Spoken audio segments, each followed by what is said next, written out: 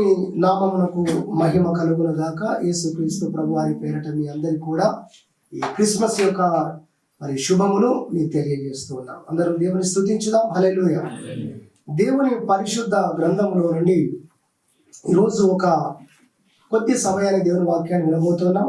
ఒక ప్రత్యేకమైనటువంటి టైటిల్లో మరి మనం వినబోతున్నాం. అదేంటంటే క్రిస్మస్లో కనబడే పాత్రలలో నుండి మనం నేర్చుకునే విషయాలు. హల్లెలూయా. క్రిస్మస్ అనేటువంటి వచ్చినప్పుడు మనకు అనేకమైనటువంటి సందర్భాలు, పాత్రలు లేదా మనుషులు కనబడతారు. ఒక్కొక్క సందర్భంలో నుండి, ఒక్కొక్క మనిషిలో నుండి, భక్తులలో నుండి మనం నేర్చుకోవలసినటువంటి పాఠములు లేదా విషయాలు అనేది ఈ యొక్క టైటిల్ మనం వినబోతున్నాం. దీంట్లో నుండి కొన్ని విషయాలు, అనేకమైన వర్తమానాలు ఆ దేవుని దయలో మేము ధ్యానం చేస్తూ ఉన్నాం. అయితే దేవుడిచ్చిన నడిపింపును బట్టి మరి ఈ విధముగా వర్తమానం మీ ముందుకు తీసుకొని రావడం జరుగుతుంది. క్రిస్మస్లో కనబడే పాత్రలో నుండి మనము నేర్చుకునే విషయాలు, సబ్జెక్ట్ అదనమాట. దేవునికి స్తోత్రం చెప్పుదాం. హల్లెలూయా. దాని ముందుగా ప్రభువు భూలోకానికి వచ్చిండన్న విషయాన్ని మనం బాగా అర్థం చేసుకోవాలి. ప్రభు ఎక్కడి నుండి వచ్చాడు అంటే ఆయన చంద్రమండలం నుంచి రాలేదు. ఎక్కడి నుంచి వచ్చాడు? ఆయన తన నివాస స్థలమైన పరలోకం నుండి ఆయన వచ్చాడు. ఇది చాలా అద్భుతమైనటువంటి విషయం. అసలు మనము ఆలోచించము కానీ ఇదే గొప్ప సబ్జెక్టు లేదా ఇదొక సబ్జెక్టు. మళ్ళీ దీని గురించి మనం వింటే, మనల్ని సృష్టించిన దేవుడు ఈ భూమి మీదకి దిగొచ్చాడంటే మనం ఎంత ఆసక్తిగా విషయాల గురించి మనం ఆలోచన చేయాలి, మనము గ్రహించాలి. హల్లెలూయా. ఒకప్పుడు చంద్రుడి దగ్గరికి మనిషి వెళ్ళలేదు, చంద్రమండలం మీదకి వెళ్ళలేదు. మామూలుగా చెప్పాలంటే 1903 సంవత్సరంలో రైట్ సహోదరులు విమానాన్ని కనిపెట్టారు. 1969లో నీల్ ఆర్మ్స్ట్రాంగ్ అనే వ్యక్తి చంద్రమండలం మీద దిగాడు అని శాస్త్రవేత్తల ప్రపంచం చెబుతూ ఉంది. చాలా విషయాలు వాళ్ళు చెబుతూ ఉన్నారు. మాకు కొంచెం అనుమానాలు ఉన్నాయని చెప్పేసి చెప్పేవారు కూడా ఉన్నారు. మీరు పోలేదు, దిగలేదని చెప్పేవారు కూడా ఉన్నారు. సరే, ఒకవేళ 1969లో చంద్రమండలం వారు వెళ్ళిన విషయానికి మనం వస్తే, వాళ్ళు చెప్పింది ఏంటంటే ఇది కూడా ఒక గ్రహమే. కానీ అంతకుముందు దాన్ని కూడా ఒక దేవుడుగా, దేవతగా మరి కొలిచేటువంటి పరిస్థితి ఉంది. కానీ ఆ తర్వాత తెలుసుకున్నారు మరి ఇది ఒక గ్రహమే, ఇది కూడా ఒక భూమిలాగా ఒక గ్రహమే అని తెలుసుకున్నారు. కదా, మానవుడు జీవించడం కొరకైనా అనుకూలమైన ప్రదేశం అయితే కాదని. సరే, అయితే అక్కడికి వెళ్ళడమే చాలా గొప్ప విషయంగా భావిస్తూ ఉన్నారు. కానీ అక్కడ అడుగు పెట్టినటువంటి వ్యక్తులలో ఒక శాస్త్రవేత్త భూమి మీదకి వచ్చిన తర్వాత ఆయన గొప్ప సన్మాన సభ ఏర్పాటు చేశారు. సన్మాన సభ ఏర్పాటు చేసి మరి ఇంత గొప్ప ధైర్యంతో, ధైర్య సాహసాలతో చంద్రమండలం మీదకి వెళ్ళొచ్చాడు ఈ వ్యక్తి అని అతని శాల్వా కప్పి అతనికి దండలేసి చాలా గొప్పగా అతన్ని హానర్ చేయాలని కోరుకున్నారు. సరే, వాళ్ళు చేయాలనుకున్న ఏదో కొన్ని చేశారు. కానీ ఆయనకు మాట్లాడే అవకాశం ఇచ్చినప్పుడు ఆయన చెప్పిన మాట ఏంటంటే, మరి నేను చంద్రమండలం మీద అడుగు పెట్టడం గొప్ప విషయం కాదు, కానీ దేవాతి దేవుడు ఈ భూమి మీద అడుగు పెట్టడం దానికంటే ఎన్నో రెట్లు గొప్ప విషయం అని చెప్పాడు. దేవునికి మహిమ కలుగునుగాక. హల్లెలూయా.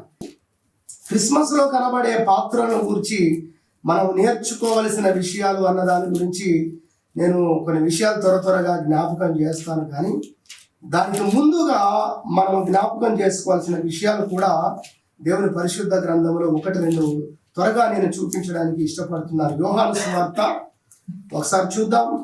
యోహాను సువార్త మనం చూసినట్లయితే మనందరికీ తెలిసిన వాక్య భాగం ముందు చూద్దాం. 3:16.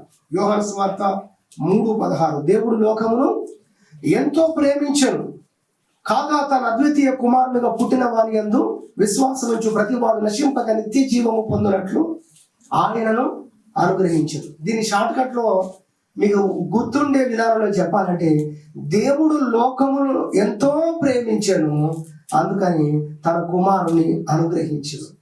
దేవుడు మనల్ని ఎంత ప్రేమించాడు అంటే తన ఏకైక కుమారుణ్ణి మనకు అనుగ్రహించేంతగా ఆయన మనల్ని ప్రేమించాడు. హల్లెలూయా. ఇది మనం అర్థం చేసుకోవాలి. ఎంత ప్రేమించాడు. తన ఏకైక కుమారుని అనగా యేసు క్రీస్తును మన కొరకు ఆయన అప్పగించాడు.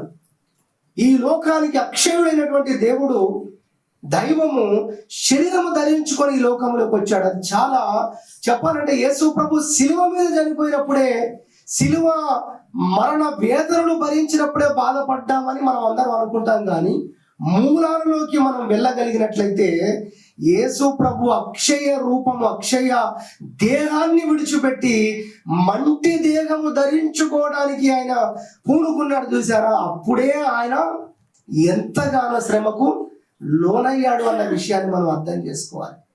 ఎందుకంటే అంత క్రిందికి ఆయన దిగి వచ్చాడు అన్న విషయము దేవుని యొక్క పరిశుద్ధమైనటువంటి గ్రంథము మనకు ఆ విషయాలు బయలుపరుస్తుంది. 1 యోహాను పత్రిక మరొక వాక్యం, త్వరగా ఒక 2 వాక్యాలు నేను చూపించి మన సబ్జెక్ట్ మనం ముందుకు వెళ్ళిపోదాం. 1 యోహాను పత్రిక 4వ అధ్యాయం. 1 యోహాను పత్రిక 4వ అధ్యాయం చూస్తే 8వ వచనం, దేవుడు ప్రేమ స్వరూపి, ప్రేమ లేని వాడు దేవుణ్ణి ఎరగడు. మనము ఆయన ద్వారా జీవించినట్లు దేవుడు తన అద్వితీయ కుమారుని లోకములోనికి పంపెను. దీని వలన దేవుడు మనయందుంచిన ప్రేమ ప్రత్యక్షపరచబడెను. ఇది ఒకటి జ్ఞాపకం చేయాలనుకున్నాను నేను. మన దినంలో ఒక ప్రాంతంలో మరి మేము మినీ క్రిస్మస్ లో వాక్యం చెప్పడానికి వెళ్ళినప్పుడు ఈ వాక్యం చెప్పినప్పుడు చాలా మంది కన్నీళ్ళు పెట్టుకున్నారు, ఏడ్చారు. దేవుడు మనల్ని ఎంత ప్రేమించాడో ఆ ప్రేమ ఏం చేశాడట, దాన్ని ప్రత్యక్షపరిచాడు. మనం గ్రహిస్తున్నాం? అసలు పండుగ చేసుకుంటున్నాం, మనం ఇదిగో కొత్త బట్టలు వేసుకుంటున్నాం. మనం మంచిదే, ఈ పండుగలో ఇవన్నీ మనం చేయడం మంచిదే. కానీ నీ కోసం ప్రభు చేసిన త్యాగాన్ని నీవు నేను గుర్తిస్తున్నామా? హల్లెలూయా. నిన్ను ఎంత ప్రేమించాడో నువ్వు అర్థం చేసుకున్నావా? ఆనాడు ఏదేను తోటలో తెగిపోయిన ఆ సంబంధాన్ని కలపడం కోసము యుగాల నుండి దేవుడు నిన్ను కలుసుకోవడానికి ఆయన చేయని ప్రయత్నం లేదు. ప్రవక్తలను పంపించాడు, న్యాయాధిపతులను పంపించాడు. తన ప్రేమను, తన యొక్క ఉద్దేశాలను దేవుడు అనేక రీతులుగా బయలుపరిచాడు. సహోదరి మనం అర్థం చేసుకుందాం. ప్రభు ఈ లోకంలోకి రావడం ద్వారా ఏమి ప్రత్యక్షపరచబడిందో మళ్ళీ చూద్దాము. దేవుని వాక్యంలో ఉన్నటువంటి అద్భుతమైన మాట, 9వ వచనం చివరి లైన్, దీని వలన దేవుడు మనయందుంచిన ప్రేమ ఏమైందట, ప్రత్యక్షపరచబడింది. ఆయన భూలోకంలోకి రావటం ద్వారా ఏమి కనబడింది, ఏమి తెలిసింది అంటే ఆయన మన మీద ఎంత ప్రేమ ఉందో అది ప్రత్యక్షపరచబడింది. ఒక కుమారుడు తప్పు చేశాడు, భయపడి ఊరు విడిచిపెట్టి వెళ్ళిపోయాడు. కొంచెం తప్పిపోయిన కుమారుడు లాగానే స్టోరీ ఉంటుంది. ఊరికి వెళ్ళిపోయాడు, చాలా దూరం వెళ్ళిపోయాడు. అక్కడికి వెళ్ళిపోయిన తర్వాత చాలా శ్రమలు పడ్డాడు, తిండి లేదు, చచ్చిపోయే పరిస్థితికి వచ్చాడు. అలాంటి పరిస్థితుల్లో తండ్రి గుర్తొచ్చాడు, ఇంటికి రావాలనుకున్నాడు. కానీ చేసిన నేరం, తప్పు చాలా భయంకరమైంది. తండ్రి ఇప్పుడు ఇంటికి వస్తే మళ్ళీ అంగీకరిస్తాడా, చేర్చుకుంటాడా అని అనుకొని సరే చూద్దాం, ప్రయత్నం చేద్దాం అనుకొని ఏం చేయాలని ఆలోచించి తండ్రికి ఒక ఉత్తరం రాశాడు. డాడీ, నేను చేయకూడని పెద్ద తప్పు చేశాను, మీ హృదయాన్ని గాయపరిచాను, బద్దలు చేశాను. కానీ నేను ఇంటికి రావాలనుకుంటున్నాను. నన్ను మీరు క్షమిస్తే, నన్ను మీరు ఒకవేళ స్వీకరిస్తే నేను ఇంటికి రావాలనుకుంటున్నాను. నన్ను మీరు క్షమిస్తే కనుక నేను మీ వద్ద ఉండాలనుకుంటున్నానని ఒక ఉత్తరం రాశాడు. ఆ ఉత్తరంలో ఏం చెప్పాడంటే ఒక డేట్ వేశాడు. ఫలానా రోజున నేను ఇంటికి వస్తాను, ఆ రోజున మీరు నన్ను అంగీకరించారా లేదా అనడానికి నాకు ఒక సూచన కావాలి డాడీ. నేను నిన్ను బాధ పెట్టలేను, నేను బాధపడలేను. దూరం నుండి చూసి ఒకవేళ నువ్వు నన్ను అంగీకరించకపోతే నేను అట్టే వెళ్ళిపోతాను. జీవితంలో ఎన్నడూ నీకు ఇక కనబడను. మీరు నన్ను అంగీకరిస్తే కనుక నేను ఇంట్లోకి వస్తాను డాడీ. అయితే నువ్వు చేయాల్సింది ఏంటంటే, నీవు నన్ను అంగీకరిస్తే కనుక దానికి సూచనగా మన ఇంటి ముందు ఒక వేప చెట్టు ఉంది కదా, ఆ వేప చెట్టు మీద ఒక ఎర్రని జెండా నా కోసం కట్టగలవా డాడీ? హల్లెలూయా అని అడిగి ఆ ఉత్తరంలో రాశాడట. సరే, ఉత్తరం పోస్ట్ చేశాడు. ఆ రోజు రానే వచ్చింది. ఆ రోజు కొరకు 1000 కళ్ళతో ఎదురు చూశాడు. ఆ రోజు అడుగులు వేస్తూ ఉన్నాడు. ఇల్లు దగ్గర అవుతుంది. అతని హృదయంలో ఉన్న అంటారు కదా, అతని హృదయంలో ఉన్నటువంటి ఆందోళన లేదా కలవరం ఏంటంటే, ఇంతకు ఇంటి ముందు ఉన్న వేప చెట్టు మీద ఎర్రటి జెండా ఉంటుందా ఉండదా? చాలా ఆతృతతో అడుగు వేసుకుంటూ ఇంటి దగ్గరలోకి వచ్చేసాడు. వేప చెట్టు కనబడుతుంది దూరం నుండి. వేప చెట్టు వైపు చూస్తే వేప చెట్టు మీద ఒక జెండా, తాను అనుకున్న ఎర్రటి జెండా, ఒక జెండా లేదంట. కానీ వేప చెట్టు నిండా ఎర్రటి జెండాలు కట్టబడి ఉన్నాయంట. దేవునికి మహిమ కలుగును గాక. ఆ చెట్టు యొక్క పచ్చదనము కాదు కానీ ఎరుపెక్కిపోయింది. పచ్చని చెట్టు ఏమైపోయింది? ఎరుపెక్కిపోయింది అంతగా. అంటే నా కొడుకు ఏ డైరెక్షన్ చూస్తాడో, ఏ కొమ్మ అడ్డొస్తుందో వాడికి, మా డాడీ నన్ను అంగీకరించలేదు అందుకే జెండ కట్టలేదని వెళ్ళిపోతాడేమో అని అన్ని వైపుల నుంచి కనబడాలని చెట్టు మొత్తం జెండాలతో నింపేశాడు. నేనంటున్నా, మానవ జాతిని దేవుడు ఎంత ప్రేమించాడో. పోయిన సంవత్సరం పంపించాను, మరలా నిన్న రాత్రి 1 గంటకు పంపించాను. 1 year అయింది ఆ కొటేషన్ పంపించి. నిన్న రాత్రి 1 గంటకు పంపించాను. దాదాపు సుమారు 1000 మందికి. ఫేస్బుక్లో ఎంతమంది చూస్తారో నాకు తెలియదు, కానీ అదేంటో తెలుసా? మానవుని ఎడల దేవునికున్న ప్రేమ చచ్చిపోలేదు. హల్లెలూయా. నిజంగా ఈ మాట నా హృదయాన్ని లాస్ట్ ఇయర్ ఎంత కదిలించిందో అసలు.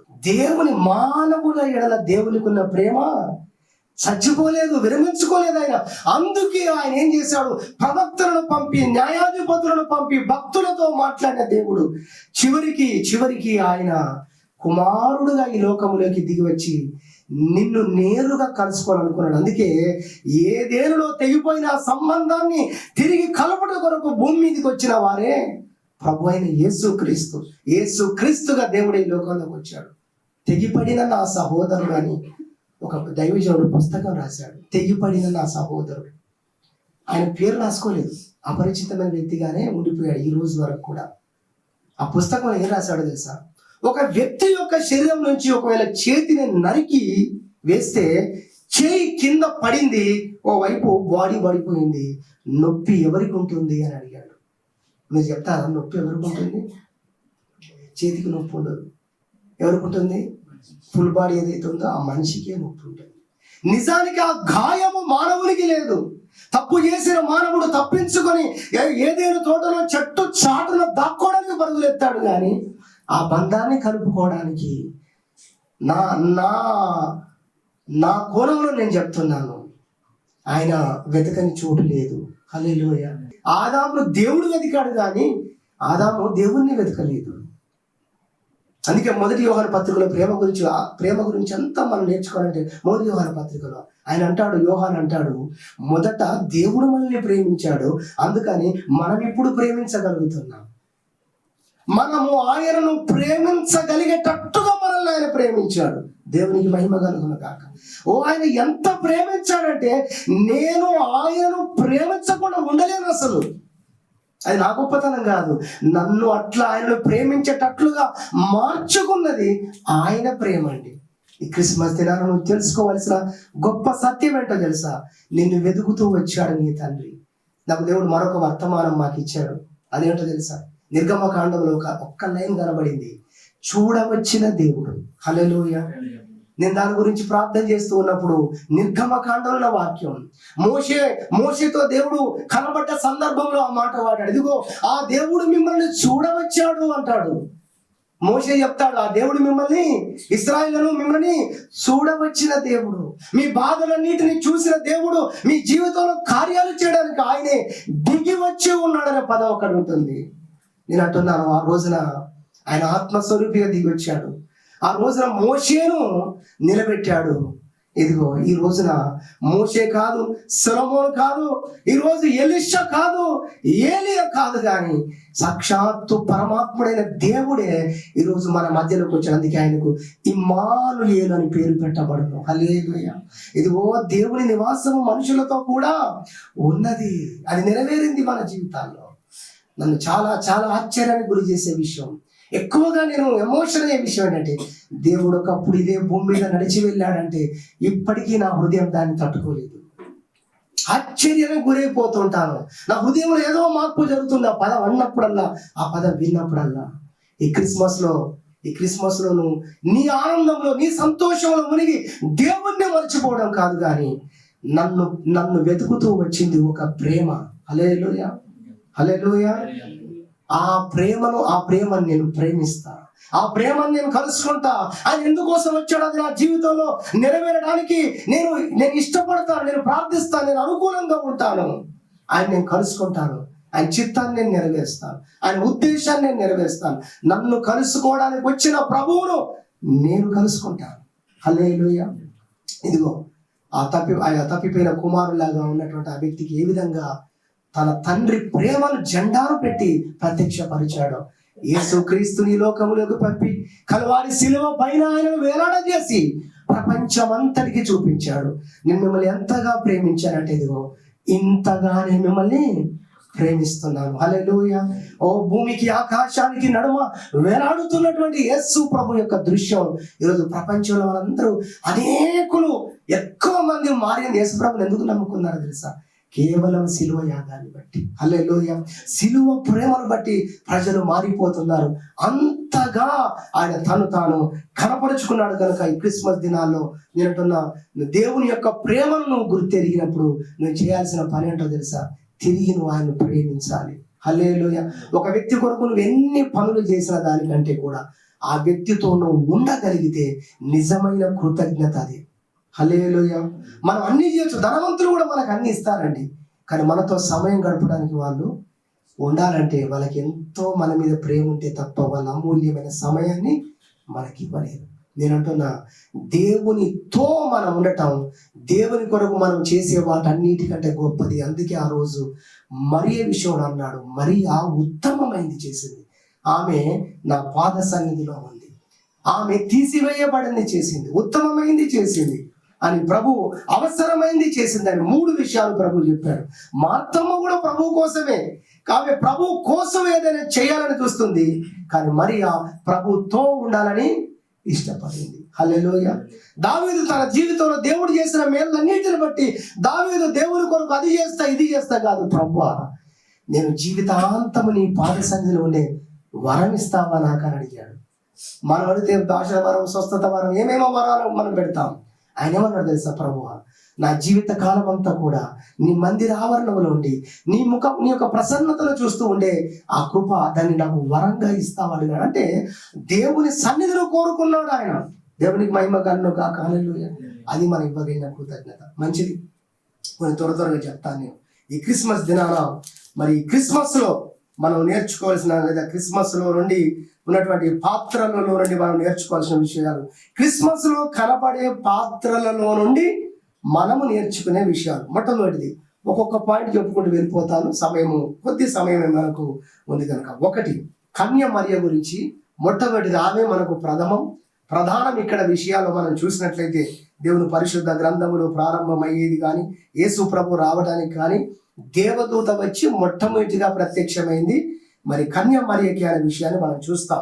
ఈ యొక్క తల్లి అయిన మరియ గురించి మనము దేవుని వాక్యములో నుండి మనము నేర్చుకోగలిగినట్లయితే, ఆమె తన జీవితంలోకి, లేదా తనను ఒక సాధనంగా దేవుడు వాడుకొని, సృష్టికర్త అయిన దేవుడు తనలో నుండి ఈ లోకంలోకి రావాలని ఆశపడ్డాడు. అందుకు తాను ధన్యురాలైంది, లేదా కృప పొందింది అనే విషయాన్ని తెలుసుకున్నప్పుడు ఆమె దేవుణ్ణి స్తుతించింది. హల్లెలూయా.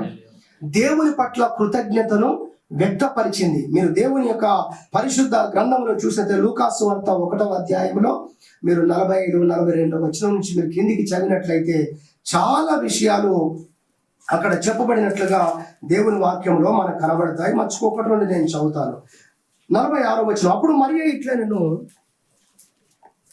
మరియ ఇట్లనెను, నా ప్రాణము ప్రభువును గణపరచుచున్నది, ఆయన తన దాసురాలి దీనస్థితిని కటాక్షించెను, నా ఆత్మ నా రక్షకుడైన దేవుని యందు ఆనందించెను, సర్వశక్తిమంతుడు నాకు గొప్ప కార్యములు చేసెను గనుక ఇది మొదలుకొని అన్ని తరముల వారును నన్ను ధన్యురాలని అందురు.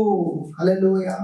సర్వశక్తుడు నాకు గొప్ప కార్యాలు చేశాడు, నన్ను ఎంత భాగ్యవంతురాన్ని చేశాడంటే, ఇదిగో మరి ఇది మొదలుకొని అన్ని తరముల వారంట, ఒక తరము కాదు, అన్ని తరముల వారు నన్ను ధన్యురాలని అంటారని ఆమె ఎంత ఆనందముతో మరి ఆ విధంగా మాట్లాడుతుందో దేవుని యొక్క పరిశుద్ధ గ్రంథంలో లూకాసు వార్త 1వ అధ్యాయంలో చూస్తే ఈ విషయాలు మనకు కనబడుతుంది. మరియ జీవితంలో మనం నేర్చుకోవాల్సిన పాఠం ఏంటంటే, తనను దేవుడు ఎన్నుకున్నప్పుడు, తన విషయంలో దేవుడు కృప చూపినప్పుడు దాన్ని గుర్తించి దేవుని యందు ఆనందిస్తూ దేవునికి కృతజ్ఞతాస్తుతులు చెల్లించింది. ఎవరు? మరియా. రైట్. తర్వాత మనం చూస్తే 2వ అధ్యాయం రండి. ఇప్పుడు 2వ అధ్యాయంలోకి మీరు వచ్చినట్లయితే 2వ అధ్యాయంలో 34వ వచనం, లూకాసు వార్త 2:34.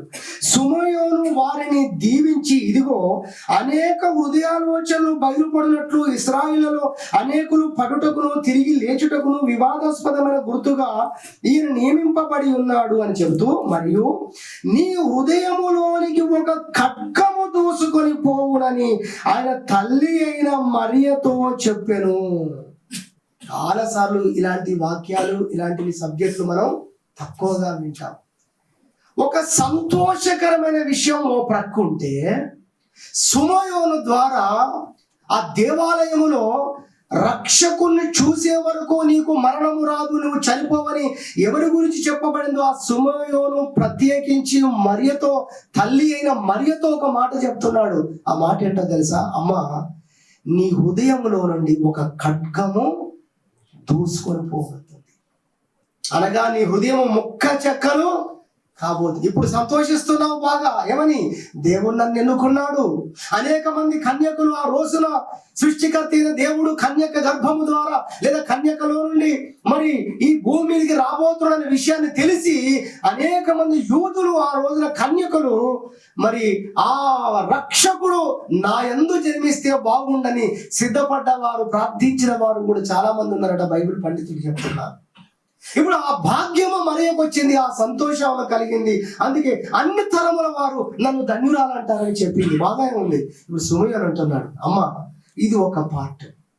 అయితే 2వ భాగం ఏంటంటే, కొన్ని దినాల తర్వాత నీ జీవితంలో, నీ హృదయంలోంచి ఒక ఖడ్గమే దూసుకొని పోతుంది. అదే దాని అర్థం ఏంటంటే, ఆయన శిలువ మరణం పొందబోతున్నాడు. నువ్వు ఏ కుమారుణ్ణి బట్టి, ఏ యేసయ్యను బట్టి, ఏ రక్షకుడు నా గర్భంలో జన్మిస్తున్నది సంతోషిస్తున్నావో అంతకు రెట్టింపు శ్రమ, కష్టము నువ్వు తట్టుకోలేదు. ఆ పదాలు చూడండి. అసలు నీ హృదయములో నుండి ఖడ్గము బయటికి దూసుకొని పోయినంత పని అయిపోతుంది. దూసుకొని పోవునన్నాడు. అలాంటి సంభవం నీ జీవితంలో జరగబోతుంది, చూడబోతుంది అని చెప్పాడు. రైట్. విషయం ఏంటంటే, ఇక్కడ నేర్చుకోవాల్సిన పాఠం ఏంటంటే, రక్షకుడు తన ద్వారా భూలోకానికి వచ్చినప్పుడు ఎంత సంతోషించి దేవుణ్ణి స్తుతించిందో, ఆమె కష్టాల్లో కూడా హృదయంలోంచి ఖడ్గము దూసుకొని పోతున్న పరిస్థితుల్లో కూడా దేవుని బిడ్డగానే దేవుని కోసం నిలబడింది మరియా. హల్లెలూయా. ఇందులోంచి మనం నేర్చుకోవాల్సిన పాఠం, మన జీవితాల్లో మేలు కలిగినప్పుడే కాదు కానీ దేవుని చిత్తము అలాగూ ఉండేలా. ఇవన్నీ వాక్యాలు చూపించిన సమయం లేదు. ఎఫెసీ పత్రికలో మనం చూస్తాం, కీడు చేసి మనము బాధపోట కంటే మేలు చేసి బాధపోట బహు మంచిది, ఇందుకొరకు మీరు పిలువబడ్డారని చెప్తూ అలాంటి విషయాలు చెప్తూ ఒక మాట అంటాడు. ఏమంటాడంటే, దేవుని చిత్తము అలాగూ ఉన్న ఎడల మీరు మేలు చేసి శ్రమ పడటమే మంచిది. మరియా విషయంలో దేవుని చిత్తం ఒకటే కాదు, 2 ఉన్నాయి. ఒకటి, భూలోకములోకి యేసుక్రీస్తు రావడానికి ఆమెను ఒక పాత్రగా ఎన్నుకున్నాడు అనేది ఎంత గొప్ప సంతోషకరమైన విషయమో, అదే టైంలో ఆయన శిలువ మరణం పొందేటప్పుడు కూడా అంతకంటే ఎక్కువ బాధను ఆమె గుండెలలో మోసింది అనేది కూడా మనం తెలుసుకోవాలి. అయితే ఆ టైంలో ఆమె దేవుని కోసం నిలబడింది, యేసయ్య శిలువ దగ్గర నిలబడింది. దేవునికి మహిమ కలుగును గాక. మరియతో పాటు యోహాను నిలబడ్డాడు. అది మనం అర్థం చేసుకోవాలి. కాబట్టి ఆ పరిస్థితుల్లో ఎంత నలిగిపోయి ఉంటుందో, కానీ దేవునిలో నిలబడింది, భక్తురాలుగా ఆమె నిలబడింది. యేసుప్రభు చనిపోయి తిరిగి లేచిన తర్వాత కూడా మరి ఆమె ప్రభు కార్యాల కోసం ఎదురు చూసింది. పరిశుద్ధాత్మ కొరకు ప్రార్థన చేసేటువంటి గుంపులో కూడా మరియ ఉంది అని మనం చెప్పుకోవాలి. దేవునికి మహిమ కలుగును గాక. హల్లెలూయా.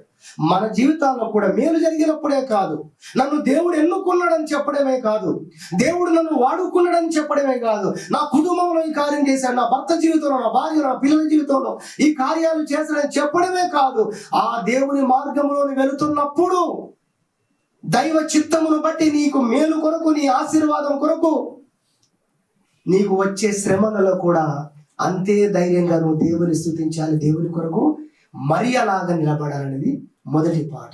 దేవునికి మహిమ కలుగును గాక. హల్లెలూయా. స్తుతించుదాం అందరం. హల్లెలూయా.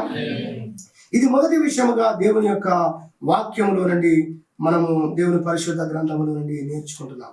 రెండవదిగా మనం చూస్తే యోసేపు జీవితంలో మనం నేర్చుకోవాల్సిన పాఠం ఏంటి అంటే ఆయన నీతిమంతుడై ఉన్నాడు అని సాక్ష్యం ఉంది. మంచిది, నీతిమంతుడై ఉన్నాడని సాక్ష్యం వచ్చి ఏం చేశాడు? నీతిమంతుడై ఉండి అంటే ఇతరులను అవమానపరచనొల్లక అంటాడు.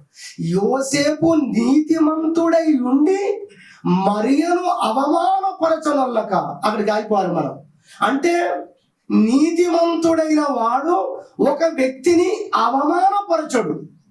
మనం యేసు రక్తము ద్వారా కడిగబడిన వారందరూ నీతిమంతులు, ఇది ఒకటే తెలుసు మనలో చాలా మందికి. కానీ విశ్వాస మూలమైన నీతి కూడా ఉంది, గుర్తుపెట్టుకోండి. ఇది అప్పుడప్పుడు చెబుతూనే ఉన్నాం, ఈ సబ్జెక్ట్ మనం వినాల్సింది. యేసు రక్తము ద్వారా నీతిమంతులం అయ్యేది ఉంది, దానికంటే పై లెవెల్ ఉంది. అది శిశువు లెవెలే. అదేం లెవెల్? అది హై లెవెల్. అది ఏంటది?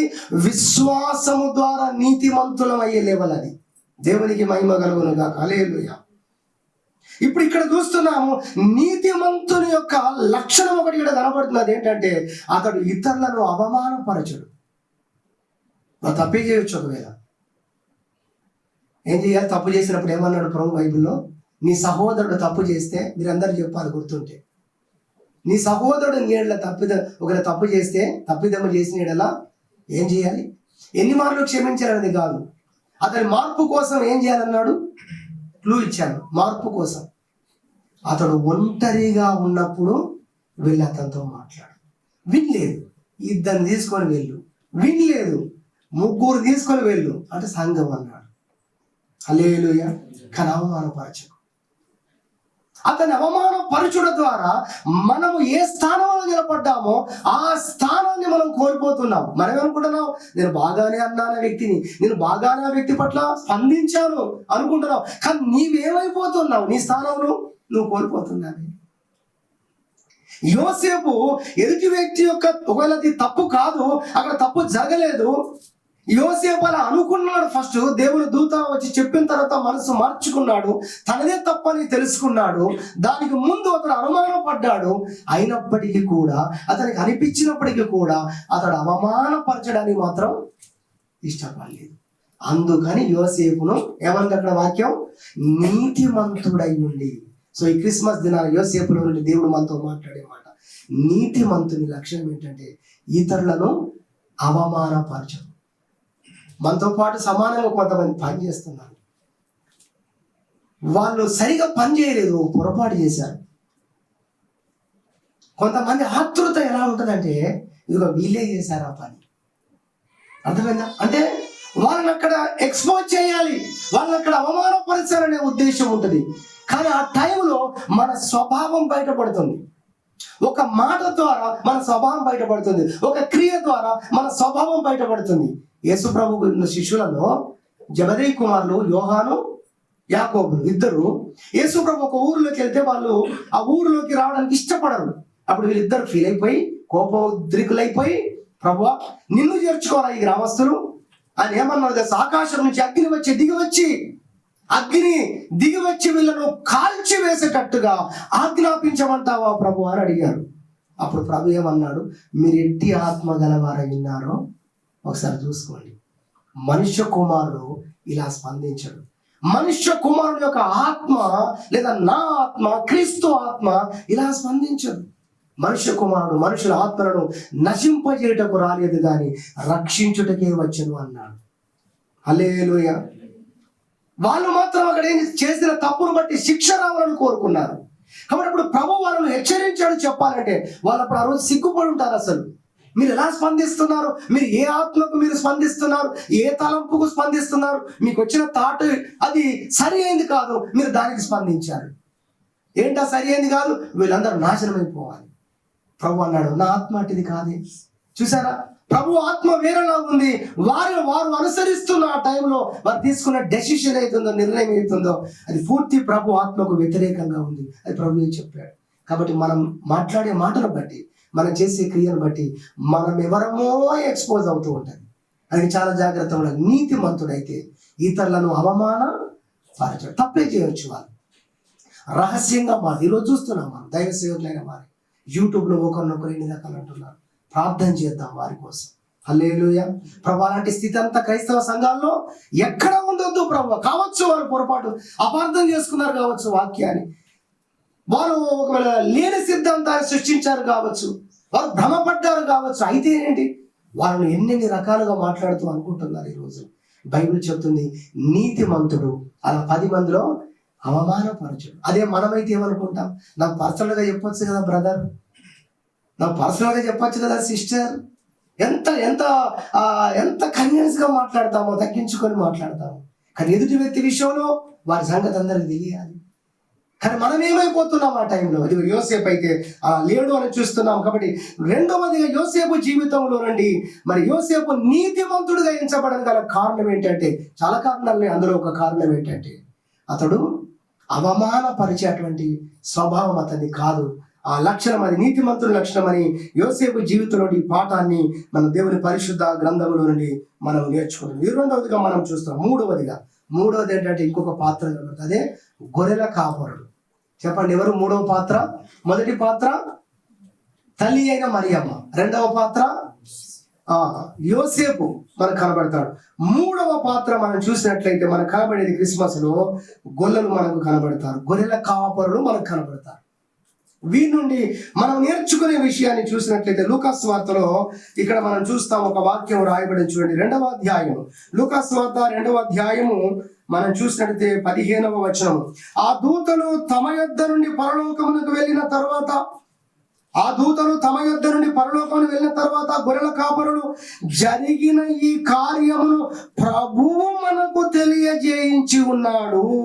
మనము బెత్లెహేము వరకు వెళ్ళి చూద్దాము రండని ఒకరితో ఒకడు చెప్పుకొని త్వరగా వెళ్ళి మరియను యోసేపును తొట్టిలో పండుకొని శిశువును చూసి వారు చూచి ఈ శిశువును గూర్చి తమతో చెప్పబడిన మాటలు ప్రచురము చేసిరి. గొర్రెల కాపరులు తమతో చెప్పిన సంగతులను గూర్చి విన్న వారందరూ మిక్కిలి ఆశ్చర్యపడిరి.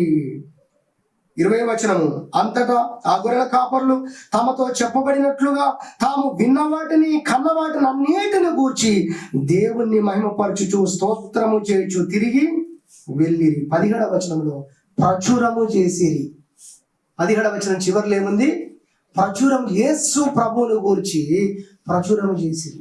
మొట్టమొదటిగా యేసు ప్రభువును గూర్చి మరి సువార్తమానము తెలియజేసింది దూతలైతే, రెండవ టీం గొర్రెల కాపరులు అండి, గుర్తుపెట్టుకోండి. హల్లెలూయా.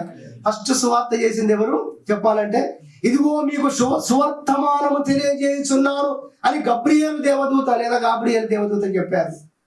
కానీ ఆ తరువాత గొర్రెల కాపరులే అందరికి ఊరంతా చాటింపు వేసింది ఎవరు?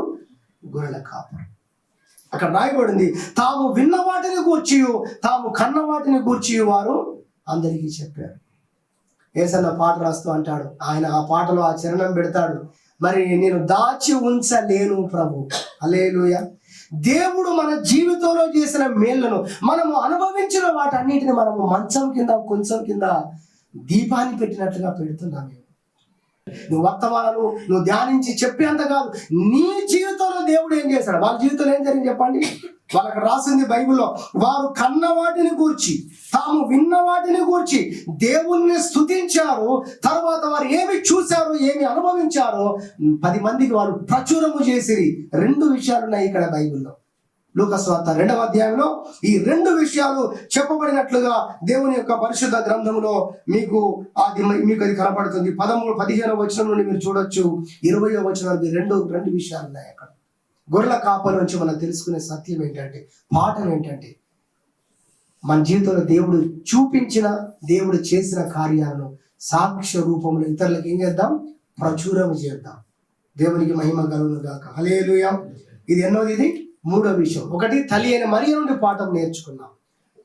ఆమె జీవితంలో దేవుని ద్వారా ఎన్నుకోబడ్డ సంతోషమే కాదు, ఆమె హృదయంలో నుండి ఖడ్గము దూసుకుపోయి అటువంటి శ్రమలను అనుభవించినప్పుడు కూడా భక్తి చేసిన మరియ, అది మనం నేర్చుకున్న పాఠం.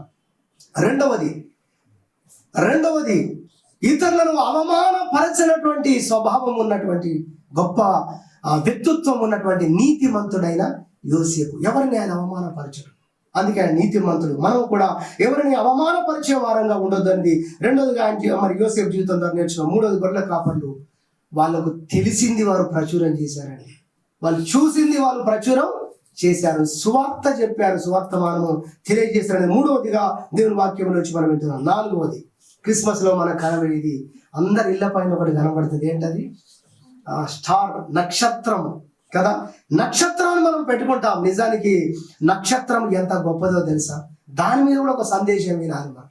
కేవలం దాని మీద 45 నిమిషాలనే వినాలి సందేశం. నక్షత్రం మాట్లాడలేదు కానీ దేవుడు అనేవాడు ఉన్నాడు, ఆయన పుట్టి ఉన్నాడు అని దేవుని ఉనికిని బయలుపరిచిందండి మూగ భాషలో. హల్లెలూయా, అవునా కాదా? ఆ రోజు నక్షత్రం పుట్టినందుకే కదా జ్ఞానులు లోకరక్షకుడు పుట్టాడని తెలుసుకున్నారు. చెప్పిందా వాళ్ళకు నక్షత్రం? మాట్లాడిందా నక్షత్రం వాళ్ళతో? నోరు లేని ఒక నక్షత్రము ప్రజలకు సువార్త చెప్పిందండి, రక్షకుడు పుట్టాడని చెప్పిందండి. మనకి ఎంత మంచి నోరు ఇచ్చాడు దేవుడు, ఎంత జ్ఞానం ఇచ్చాడు దేవుడు, ఎన్ని వనరులు ఇచ్చాడు దేవుడు మనకు. అసలు నక్షత్రం మీద వినాలంటే ఎన్నో విషయాలు ఉన్నాయి. మనం వింటున్న విషయం నాలుగోదిగా మనం నేర్చుకోవాల్సిన పాఠం, నక్షత్రము జ్ఞానులకే త్రోవ చూపింది. ఎవరెవరికి? మనం ఇలా అనుకోము, జ్ఞానులు నక్షత్రం చూస్తూ వచ్చారని చెప్పుకుంటూ వెళ్ళిపోతాం. కాదు, నక్షత్రము మేము జ్ఞానులము అన్న వాళ్ళకే దారి చూపించింది. నక్షత్రము జ్ఞానులకే దారి చూపింది. దేవునికి మహిమ కలుగును గాక. హల్లెలూయా. కాబట్టి ప్రతి ఒక్క క్రైస్తవుడు జ్ఞానులను యేసు ప్రభు ఇంటికి చేర్చినట్లుగా అనేకులను క్రీస్తునొద్దకు తీసుకొని వచ్చే ఒక నక్షత్రంగా నీవు ఉండాలనేది ఈ నక్షత్రం నుంచి దేవుడు మనకు నేర్పుతున్న పాఠం. దానియేలు గ్రంథంలో దీని కొరకు ఒక్క వాక్యం చూడండి త్వరగా. దానియేలు గ్రంథం 12వ అధ్యాయం 3వ వచనం. దానియేలు గ్రంథము 12వ అధ్యాయము 3వ వచనం, 744 పేజీ నెంబరు.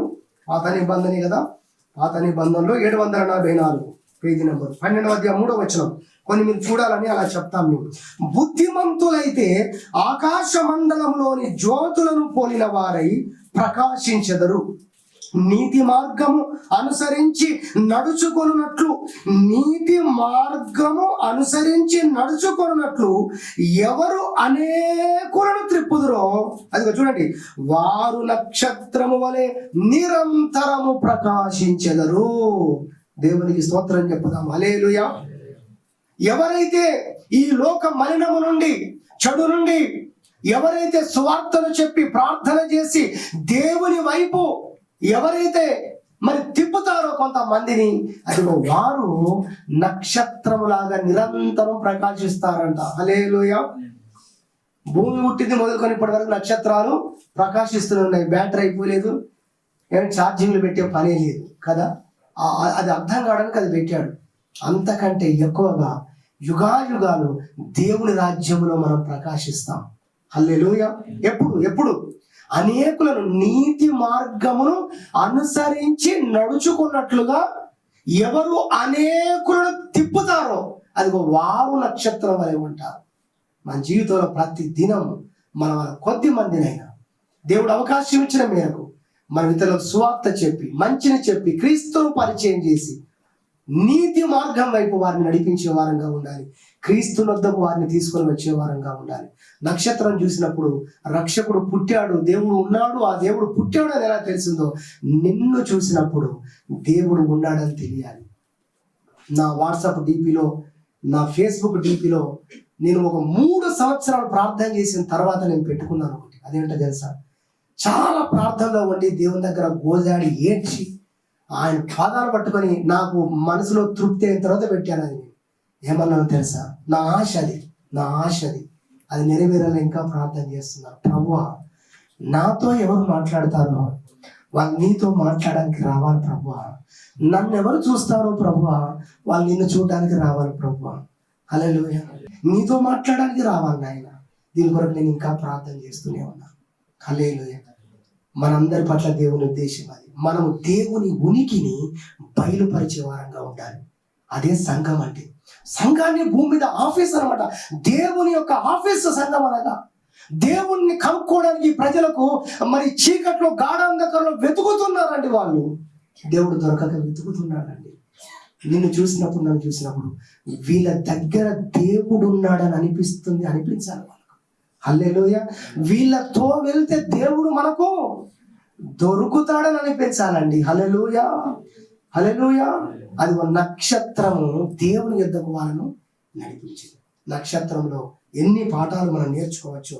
4వ పాఠంలో నక్షత్రంలో నుండి ఈ విషయాన్ని మనం అంటున్నాం. 5 ఇంకొకటి ముగిచ్చేస్తాను. 5వదిగా మనం చూస్తే మరొకటి ఏంటంటే మనకు కనబడేది పశువుల పాక మనకు కనబడుతుంది, లేదా తొట్టిలో పరుండ పెట్టబడి ఉంటాడు, మీరు చూచెదరు. ఈ సన్నివేశం మనకు కనబడుతుంది. ప్రభు పశువుల తొట్టిలో పరుండ పెట్టబడ్డాడు. కారణం ఏంటో తెలుసా? సత్రంలో స్థలం లేదంట. స్థలం లేదంట. పోయిన సంవత్సరం నేను పాడాను, అవని అంతాయనదే అయినా స్థలమేది, అందరికీ హృదయముంది యేసుకు చోటేది, యేసుకు చోటేది, అవని అంతాయనదే అయినా స్థలమేది. అవనంత ఎవరదంట? ఆయనది. ఆయన వచ్చినప్పుడు ఆయనకే ఈ జనాలు చోటు ఇవ్వలేదు. సత్రం కనబడుతుంది మనకు, లేదా పశువుల తొట్టి కనబడుతుంది, అక్కడ పరుండ పెట్టబడింది. దాన్ని మనం చూసినట్లయితే మనకు అనేక పాఠాలు దీంట్లో ఉన్నాయి. ఒక్కొక్కటి ఒక్కొక్క సందేశం అండి. మీరందరికి హోంవర్క్, మీరు ఇంటికి వెళ్ళినాక ఆలోచించండి. ప్రభు తప్పకుండా మాట్లాడతాడు, మీరు అడగాలే. కానీ మీరు నోట్బుక్ పట్టుకొని కూర్చోండి, ప్రార్థనలో దేవుడు మీతో మాట్లాడతాడు. ఈ యొక్క పశువుల ఆ పాక లేదా తొట్టిలో పరుండ పెట్టబడ్డ ఆ విషయాన్ని మనం చూసినట్లయితే, ఇదిగో మనుషులు అందరూ ఉన్నారు, కానీ లోక రక్షకుడు భూమి మీద జన్మించాడని తెలుసుకున్న వారు చాలా తక్కువ మంది. ఆ రోజు గుర్తించిన వారు తక్కువ మంది. నేను అంటున్నా, ఎవరైతే ఆ సత్రంలో స్థలం లేదు, మాకు ఒక పశువుల పాక ఉంది, ఆ పాకలో అక్కడ మీరు ఉండొచ్చు అని ఎవరైతే చెప్పారో ఆయన లోక రక్షకుడు అని తెలిస్తే, నేను అంటున్నా వాళ్ళు బయటకు వచ్చి ఆయన లోపలికి పంపేవారు. హల్లెలూయా. కరెక్ట్గా చెప్పండి. వాళ్ళు బయటకు వచ్చి యేసు ప్రభు లోపల, వాళ్ళు ఎవరో యోసేపట, ఎవరో మరి అంట, అంతే అంతే. అందుకే పశువుల తొట్టి లేదా పశువుల పాకలో అక్కడ ఉండండి, మాకు కొంచెం స్థలం అక్కడైతే ఉంది, అంతకు మించి మాకు స్థలం లేదు. సహోదరి సహోదరు, మనం ఆలోచన చేద్దాం. క్రీస్తు ఎవరో తెలియక, ప్రభు ఎవరో తెలియక, ఆయన ఒక శక్తి తెలియక, ఆయన ఎంత గౌరవించాలో, ఆయనకి ఎంత హానరు చేయాలో, ఎంత భయపడాలో కొన్నిసార్లు మనకు తెలియక ఎందుకు మన జీవితాలు జరుగుతాయి తెలుసా? దేవుడు అంటే భయం రావడానికి. ఒకరోజు ఉరుములు మెరుపులతో దేవుడు లైవ్ దిగొచ్చాడు. ఇశ్రాయేలు వామ్మ మేము చచ్చిపోతామన్నారు, మేము బ్రతకలేమన్నారు. ఎందుకంటే మొత్తము భూమి దద్దరిల్లుతుంది. అసలు చెవులు పోతాయా ఉంటాయా? బాహ్యంగా చూపించాడండి దేవుడు, కొంత చూపించాడు. దానికే వాళ్ళు మేము చచ్చిపోతామన్నారు. బైబిల్లో మీరు చూడొచ్చు ఆ పదాలు. మోషే ఏమనంటే, నువ్వు మాట్లాడు, మాతో ఆయన మాట్లాడడానికి వస్తే మాత్రం మేము బ్రతకమన్నారు వాళ్ళు. అటువంటి దేవుడు మనతో డీల్ చేస్తుంటే మనం ఎలా ఉన్నాం? మన గృహాల్లో ఎలా ఉన్నాం? మందిరంలో ఎలా ఉన్నాం? అనుదిన జీవితంలో మనం ఎలా ఉన్నాం? ఆయన దహించు అగ్ని అయినటువంటి దేవుడు, కన్న తండ్రి కదా, ఎంతో ప్రేమతో నీతో వ్యవహరిస్తున్నాడు. అయితే మాత్రం ఆయన ఎక్కడ ఉంచుతున్నాం? మన పండుగలో కావచ్చు, మన విషయాల్లో కావచ్చు, ఎక్కడ ఉంచుతున్నాం మనం? సింగపూర్ దేశంలోనే బాగా టాపెస్ట్ ఒక సూపర్ మార్కెట్ ఉందట సింగపూర్లో. మంచి బిలీవర్ దాని ఓనర్. అక్కడ బయట బోర్డు పెడతారట ఆదివారం. ఏమని తెలుసా? దయచేసి మమ్మల్ని క్షమించాలి, ఆదివారం రోజు మా సూపర్ మార్కెట్ బంద్ ఉంటుంది, దీనికి మమ్మల్ని క్షమించాలి మీరు. ఎందుకో తెలుసా? ఆయన మందిరంలో ఉంటాడు. కోట్ల వ్యాపారం జరుగుతుంది సింగపూర్. కానీ ఆ రోజు తాళం వేసేస్తాడు ఆదివారం రోజు. ఎందుకు తెలుసా? నాకు దేవుడు ప్రధానం, ప్రాముఖ్యం. మన జీవితాల్లో దేవునికి ఎంత ప్రాధాన్యత మనం ఇస్తున్నాం, దాన్ని బట్టి నువ్వెంత ప్రేమిస్తున్నావో బయటపడుతుంది. సత్రములో స్థలము లేనందున ఆయన పశువుల తొట్టిలో పరుండబెట్టబడి. దీంట్లో అనేక అంశాలు ఉన్నాయి. ఇంకోటి చెప్పండి అంటే ఒకటి చెప్తాం, అదేంటంటే పశువుల తొట్టిలో పరుండబెట్టబడ్డ జీవితం లేదా ఆ సీన్ అనేది ఆయన తగ్గింపు జీవితానికి సాదృశ్యంగా ఉంది. హల్లెలూయా. తగ్గింపు కనబడుతుంది. 2వ కొరింథీ పత్రికలో 8వ అధ్యాయంలో ఆ మాట మనకు ప్రభు వ్రాయించినటువంటి ఆ మాట మనకు కనబడుతుంది. 2వ కొరింథీ పత్రిక 8వ అధ్యాయంలో మీరు చూడగలిగినట్లయితే గొప్ప మాట మనకు కనబడుతుంది. క్రిస్మస్ దినాలు ఎక్కువగా జ్ఞాపకం చేసుకోవాల్సిన మాట 8వ అధ్యాయం 9వ వచనం. మీరు మన ప్రభు అయిన యేసు క్రీస్తు కృపను ఎరుగుదురు కదా. దేవుని కృప మీకు అర్థమైంది కదా, మీరు విన్నారు కదా, మీరు తెలుసుకున్నారు కదా కృపను గూర్చి అని మాట్లాడుతూ ఏమన్నాడో ఒక్కసారి చూడండి. ఎరుగుదురు కదా, ఆయన ధనవంతుడై ఉండియు మీరు తన దారిద్ర్యము వలన ధనవంతులు కావాలని మీ నిమిత్తము. ఈ మాట నాకు చాలా కష్టం అనిపిస్తుంది పాట పాడేటప్పుడు కూడా. మీ నిమిత్తము ఆ పదం తర్వాత ఏముంది? ఏమీ లేని వాడయ్యాడు ఆయన, ఏమీ లేని వాడయ్యాడు. ఆయన శిష్యుల పాదాలు కడిగాడు. ఆయన జీవితం అంతా ఏం కనబడుతుంది మనకు? తగ్గింపు కనబడుతుంది. ఇదిగో పశువుల పాక లేదా తొట్టి మనకు నేర్పే పాఠం ఏంటంటే తగ్గింపు జీవితం కలిగి మీరు ఉండాలి. మీ ప్రభువునైన నేనే మరి నేను పాదాలు కడగగా మీరు ఒకరి పాదములు ఒకరు కడగవలసినదే అని బైబిల్లో. కడగవలసినదే అంటే దాంట్లో ఏమి లేదన్నమాట. అర్థమవుతుందండి? తగ్గింపు జీవితాన్ని మనకు అది కనపరుస్తుంది అన్న విషయాన్ని ప్రభుపేట నేను జ్ఞాపకం చేస్తున్నాను. 5 విషయాలు నేను ఇంతటితో ముగిస్తాను. 5 విషయాలు మనం నేర్చుకున్నాం. మరొక్కసారి మీకు గుర్తు చేస్తాను. మీకు నోట్బుక్ అవసరం లేకుండా క్రిస్మస్ సందేశం మాకు నోటికే ఉందని మీరు చెప్పాలి. హల్లెలూయా. 1, క్రిస్మస్ దినాల్లో క్రిస్మస్ ఈ పండుగలో మరి ఉన్నటువంటి పాత్రలలో నుండి మనం నేర్చుకునే పాఠాలు ఏంటి అనేది మన సబ్జెక్ట్. అందులో మొట్టమొదటిగా తల్లి అయిన మరియ నుండి మనం నేర్చుకున్నాము. ఏం నేర్చుకున్నాము? మేలు యందు మాత్రమే కాదు, అద్భుతాల యందు మాత్రమే కాదు, ఆమె హృదయంలో నుంచి ఖడ్గము, గుండెల నుండి ఖడ్గము దూసుకొని పోయి అంత శ్రమ వచ్చిన రోజున కూడా మరియ తల్లి భక్తిలో నిలబడింది, ప్రభులో విశ్వాసంలో నిలబడింది. మనం కూడా మన శ్రమల్లో అలా నిలబడాలి అనేది మరియమ్మ జీవితంలో నుంచి మనం నేర్చుకున్నాం. 2వది యోసేపు జీవితంలో నేర్చుకున్నాం. మీరు చెప్పండి, త్వరగా ముగించుకుందాం. యోసేపు జీవితం నుంచి ఏం నేర్చుకుందాం? యోసేపు ఇతరులను అవమానపరిచేవాడు కాదు. నీతిమంతుని యొక్క లక్షణము ఇతరులను అవమానపరచని లక్షణం. ఇతరులను అవమానపరచడం నీతిమంతుడైన వాడు. సో నీవు నేను నీతిమంతులను ఊరికే అనుకోవడం కాదు, ప్రాక్టికల్ గా మనం చూద్దాం. ఎవరినైనా మనం అవమానపరిచే వారంగా ఉన్నామా? ఈ క్రిస్మస్ దినాన మనం మార్చుకుందాం. కొత్త క్రిస్మస్, మునిపెన్నడు లేని క్రిస్మస్ నీ ఇంట్లోనే జరుగుతుంది, నీ జీవితంలో జరుగుతుంది. హల్లెలూయా. అభివృద్ధి అనేది మన జీవితంలో మార్పు చేసుకోవడం చేస్తే అభివృద్ధి కనబడుతుంది. దేవుణ్ణి త్వరగా చేరుకుంటాం.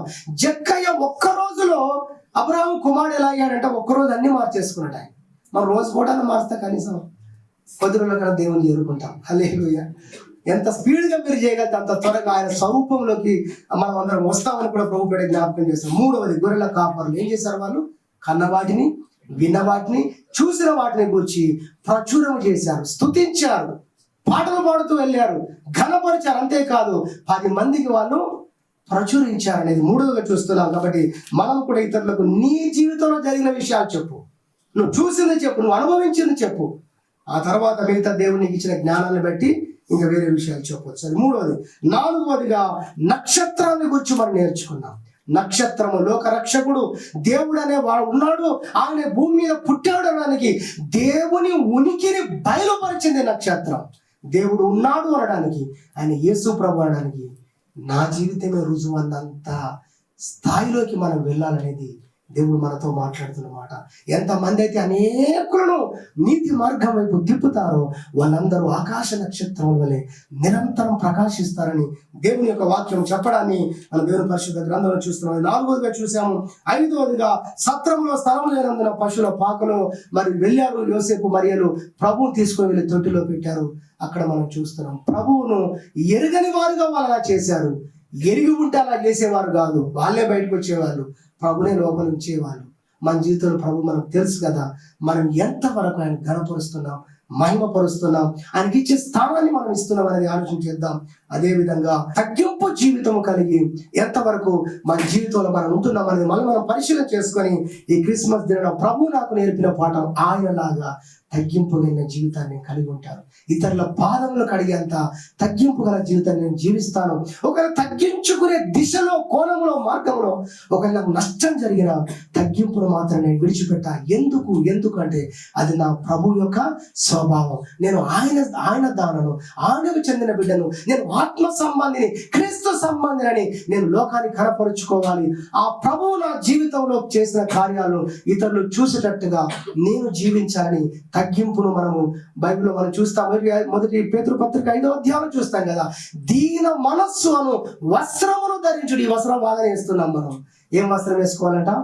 దీన మనస్సు అను వస్త్రమును మనము ధరించుకున్న వారంగా మనం కనబడదామని దేవుని వాక్యం చెప్తుంది. కాబట్టి తగ్గింపును గురించి మనం చివరిగా నేర్చుకున్నాం. ఈ వాక్యము దేవుడు మనందరి వినికిడిలో దీవించును గాక. ఆమేన్.